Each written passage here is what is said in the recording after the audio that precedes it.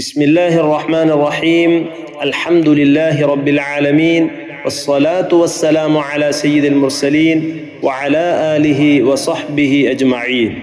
القاعدة العثمانية عثماني قاعدة. ഇന്നത്തെ നമ്മുടെ ക്ലാസ് ഇഖ്ലാബിൻ്റെ അടയാളങ്ങളാണ്. ഇഖ്ലാബ് നിയമം മനസ്സിലാക്കാനുള്ള സൂചനകൾ എന്തൊക്കെയാണ്? ഖായിദയിലേക്ക് ശ്രദ്ധിക്കുക. മുസ്ഹഫിലെ അടയാളങ്ങൾ. അലാമത്തു ഖൽബിൻ നൂനി സാകിനത്തി വത്തൻവീൻ.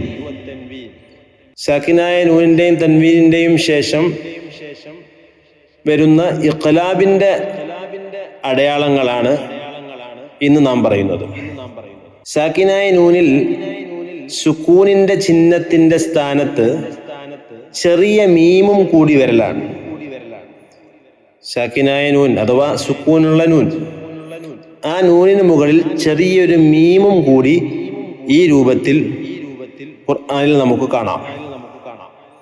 ഉദാഹരണം അൻ ബൂരിക, പാരായണം അംബൂരിക് അംബൂരിക്.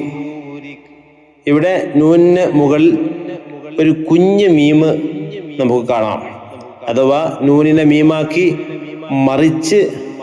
മണിച്ച് ഉച്ചരിക്കേണ്ട സ്ഥാനമാണ്, ഇഖ്ലാബിൻ്റെ സ്ഥാനമാണ് എന്നതിനുള്ള സൂചനയാണ്. മറ്റൊരു ഉദാഹരണം ശ്രദ്ധിക്കുക. മിൻ ബഅദി, പാരായണം മിൻ ബഅദ് മിൻ ബഅദ്. ഇവിടെയും മിൻ എന്ന സാക്കിനായ നൂനിന് ശേഷം ഇഖ്ലാബിൻ്റെ ബാ ആണ് വന്നിട്ടുള്ളത്. അതിനാൽ മുകളിൽ ഒരു കുഞ്ഞു മീമ് നമുക്ക് കാണാം. മീമാക്കി മറിച്ച് ഉച്ചരിക്കണമെന്ന് സൂചിപ്പിക്കുന്നു. ഇനി തൻവീനിൽ ഇരു ഹറക്കത്തുകളിൽ രണ്ടാമത്തേതിൻ്റെ സ്ഥാനത്ത് ചെറിയ മീം ഈ രൂപത്തിൽ ഇഖ്ലാബിനെ കുറിക്കുന്ന അടയാളങ്ങളാണ്. രണ്ട് തൻവീനിൽ ഒരു തൻവീനു പകരം കുഞ്ഞു മീമായിരിക്കും. ഉദാഹരണം ശ്രദ്ധിക്കുക. സമീഉൻ ബസീർ, പാരായണം സമീഉം ബസീർ. ഇവിടെ ഐൻ്റെ ലമ്മത്തൈൻ, അതിൽ ഒരു ലമ്മും ഒരു കുഞ്ഞു മീമുമാണ്. ഈ രൂപത്തിൽ കാണാം.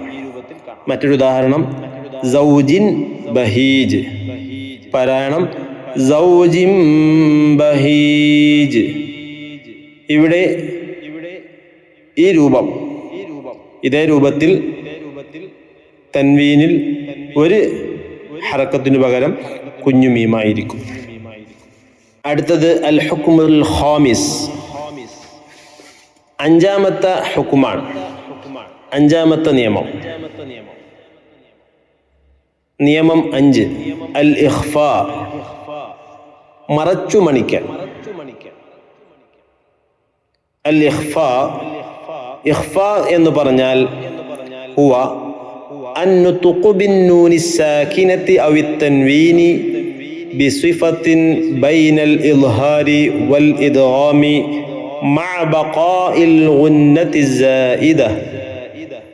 അഥവാ ഇഖ്ഫാ എന്നാൽ സാകിനായ നൂൻ, തൻവീൻ എന്നിവയെ മണിക്കലോടുകൂടി ഇദ്ഹാറിൻ്റെയും ഇദ്ഗാമിൻ്റെയും ഇടയിലുള്ള അവസ്ഥയിൽ ഉച്ചരിക്കലാണ്. മറച്ചു മണിക്കൽ എന്ന് ചുരുക്കി പറയാം. ഇഖ്ഫായിൻ്റെ അക്ഷരങ്ങൾ നേരത്തെ നാം പരിചയപ്പെട്ടതാണ്. 15 അക്ഷരങ്ങളാണ്. ലോ, ലോദ്, ത, ഫ, സൈ, തോ, ദാൽ, സീൻ, ഖാഫ്, ഷീൻ, ജീം, കാഫ്, ഫ, ദാൽ, സാദ് എന്നീ 15 അക്ഷരങ്ങളാണ് ഇഖ്ഫായിനുള്ളത്.